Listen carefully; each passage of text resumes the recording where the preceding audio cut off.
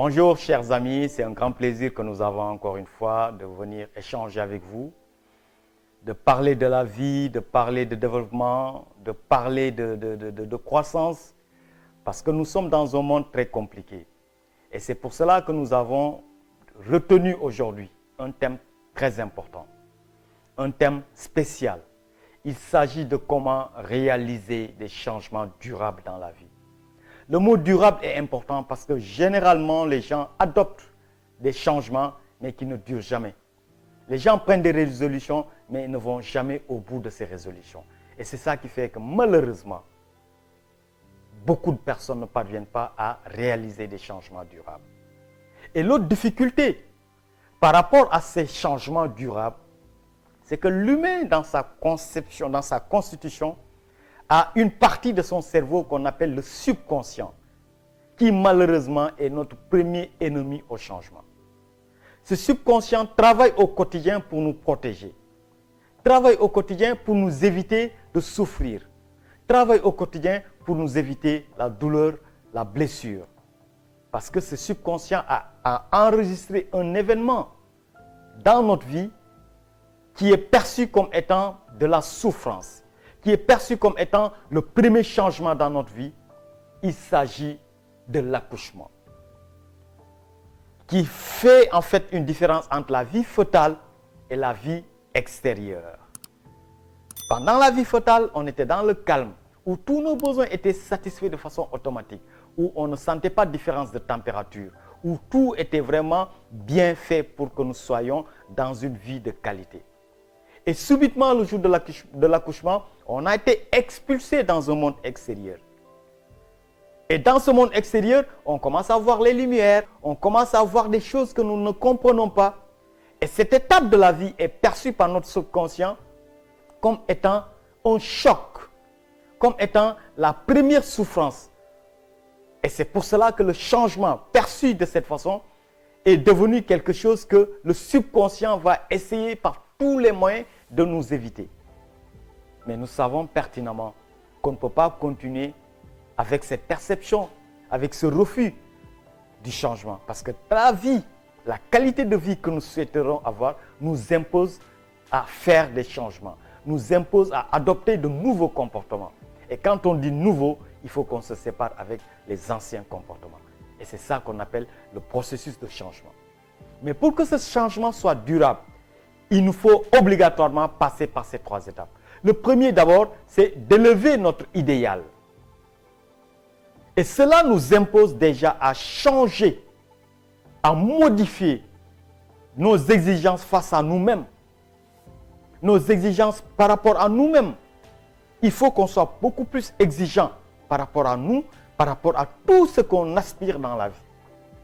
Et c'est ça qui doit obligatoirement nous pousser dans une phase d'adoption de comportements qui doivent nous amener vers l'amélioration de notre existence. Et cela nous impose ou bien nous oblige à faire par écrit tout ce qu'on ne souhaiterait plus accepter, tout ce qui est intolérable par rapport à notre vie, et de pouvoir aussi mettre sur cette même page les choses pour lesquelles nous aspirons devenir. Parce qu'il y a des événements, il y a des situations que nous vivons qui sont intolérables, qui sont inacceptables et qui définissent la qualité de vie que nous avons aujourd'hui. Et si nous voulons changer, si nous voulons améliorer notre vie, on est obligé de les mettre par écrit et de dire ça, pour rien au monde, je n'accepterai de faire ça. Je ne tolérerai plus ça. Et c'est ça qui va maintenant nous orienter vers les choses que nous souhaiterons faire pour pouvoir améliorer la qualité de notre vie. Après avoir élevé cet idéal, nous devons obligatoirement, en deuxième position, changer toutes les croyances limitatives. Et quand je parle de croyances, c'est des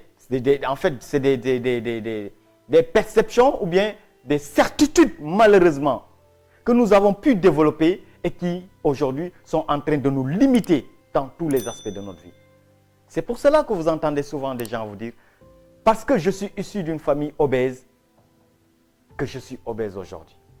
Parce que je suis issu d'une famille hypertendue, que je suis hypertendu aujourd'hui. Parce que je suis issu d'une famille diabétique, que je suis diabétique aujourd'hui. Parce que je suis issu d'une famille d'arthrose que j'ai l'arthrose aujourd'hui. Parce que même je suis issu d'une famille où on a le cancer que je suis en train de développer mon cancer. Mes chers amis, je vous dis que la génétique existe, mais on peut modifier la génétique par ce qu'on appelle l'épigénétique. Malheureusement, tout cela constitue des croyances limitatives qui, même pour nous, sont de fausses croyances parce que tout dépend de ton mode de vie. Tout dépend de ta façon de t'alimenter. Tout dépend des pensées que tu mettras dans ta tête. Laissons tranquilles nos parents et comprenons que la qualité de notre vie passera par nos choix, passera par nos décisions. Et c'est ça qui va définir la qualité de notre vie. Et le troisième point qui va aussi nous permettre de créer des changements durables, c'est le changement de stratégie. Parce que si jusqu'à présent, on a adopté des stratégies qui ne nous ont pas donné des résultats que nous souhaiterons obtenir, nous devons comprendre que forcément, il faut qu'on change de stratégie. Et dans ce changement de stratégie, on a besoin d'une carte qui doit nous orienter, qui doit nous porter vers les résultats que nous souhaiterons avoir. Et c'est pour cela qu'on a besoin d'aller chercher des modèles, d'aller chercher des coachs, d'aller chercher des gens qui vont nous accompagner. Ces gens ont déjà fait les résultats que nous souhaiterons avoir.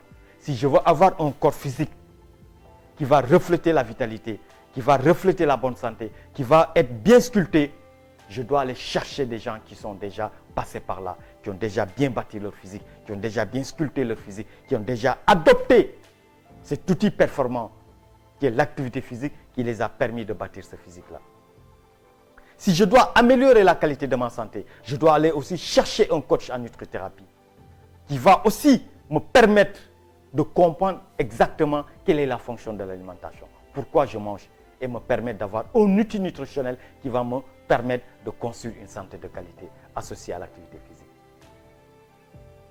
Si je veux améliorer la qualité de mon couple, si aujourd'hui j'ai des difficultés dans mon couple, je dois aller aussi chercher un modèle de couple qui peut-être a vécu pendant 40 ans, pendant 50 ans, pendant 60 ans et vivre avec passion, vivre avec bonheur. Je dois me rapprocher de ce couple qui est un modèle et je leur demanderai, partagez avec moi cette expérience de vie qui vous a permis de vivre toutes ces années dans la paix, dans la joie, dans l'amour, dans la gratitude. Si je veux aussi améliorer mes finances, je dois aller chercher quelqu'un qui a pu aussi bâtir ses finances de la meilleure des façons. Donc, tous les aspects de ma vie, si je dois changer de stratégie, je dois aller chercher des modèles, je dois aller chercher des coachs, je dois aller chercher des personnes qui ont déjà réalisé les résultats que je souhaiterais avoir. C'est rien que par ça que je pourrais réaliser des changements durables. Parce qu'il faut aussi comprendre une chose. Pour qu'il y ait un changement, il faut une prise de conscience, il faut de l'action et de l'action répétée qui est la persévérance. C'est ça qui peut me permettre de guérir d'une maladie. C'est ça qui peut me permettre d'améliorer mon corps physique. C'est ça qui peut me permettre d'améliorer mes finances. C'est ça qui peut aussi me permettre de relever mon entreprise qui peut-être est dans une difficulté. C'est ça qui peut me permettre d'améliorer la qualité de mon relationnel. Et c'est ça qui peut me permettre, en résumé, d'améliorer la qualité de ma vie, la qualité de mon existence. Parce que nous aspirons tous et nous méritons tous une vie de qualité. Sur ce, je vous dis merci mes chers amis, en espérant que cette vidéo va vous aider aussi à faire la différence dans votre vie. En espérant que cette vidéo va vous aider aussi à vous améliorer de façon constante. Parce que ce qui fait plus plaisir dans la vie, c'est de grandir. Et quand on grandit, on a de quoi donner. On peut servir, on peut être utile à l'humanité. Et je pense, rien que pour ça, nous devons tous être dans ce processus perpétuel d'amélioration qui est notre philosophie de vie. Merci, à très bientôt et excellente soirée.